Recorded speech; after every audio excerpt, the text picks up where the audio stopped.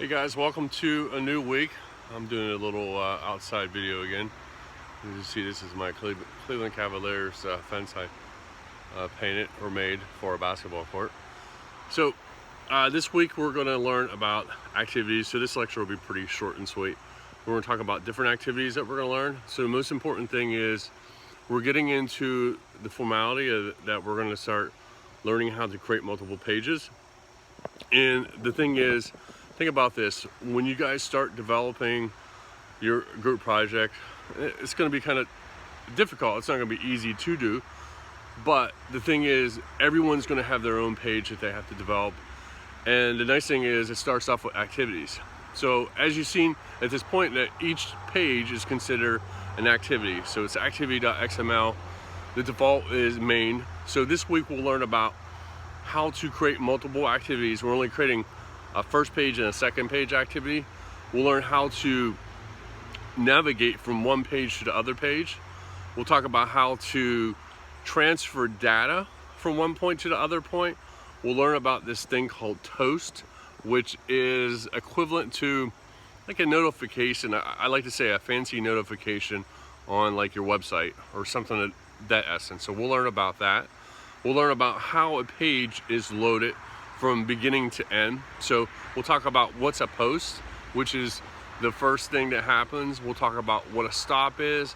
We'll talk about when the page is destroyed. So when you leave another page to go to another page, that page is terminated. So they use a command called destroy.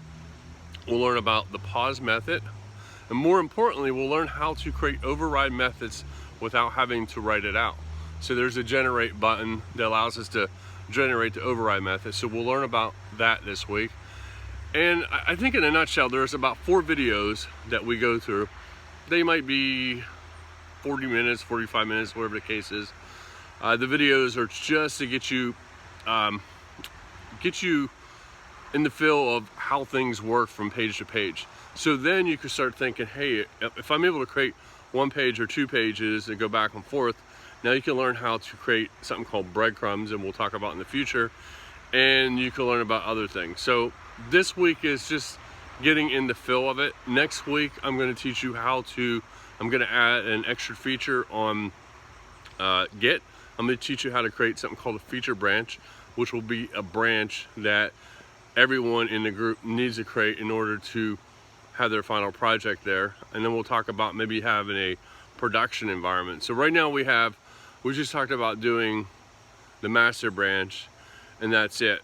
So maybe what we do is we'll think about it. Maybe we keep the master branch as our main branch, and then I'll teach you guys how to do feature branches, which means you live in your own silo, and when you're ready to check it into the master branch, then you merge your code in. And so we'll talk about how that works.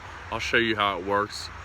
Normally I would never have to do that, but since this class is working on a group project, it'll make sense. And then upcoming weeks, we have a lot of stuff going on. I know that we're kind of going through things kind of quickly, so hopefully you're able to stay up to speed as much as possible. This course itself, if you look at the book, it's kind of very basic, and I didn't want to give you that. I wanted to give you something really good that really gives you some good experience and gives you ideas of what you can do with Android development or any mobile development. So that's the whole idea of this course. I want to make it as great as possible.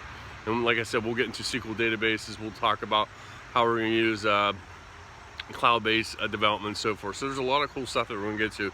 So when you're done with this course, I promise you'll be able to do a lot of cool stuff. So hopefully that works out. So in a nutshell, that's this week. It's not much. I'm trying to do, like I said, I'm trying to do a different background each time with the lectures instead of sitting in my room all the time. So if you have any questions, use Slack, please. If you're not signed up with Slack, you need to get Slack. It's a good way to communicate with me. You can ask any of the students. People reach out to me, and I reply back immediately because it's easy. It's like a messaging system per se. So if you have any questions, you know how to reach me. If not, have a great week, and see you next week. Bye.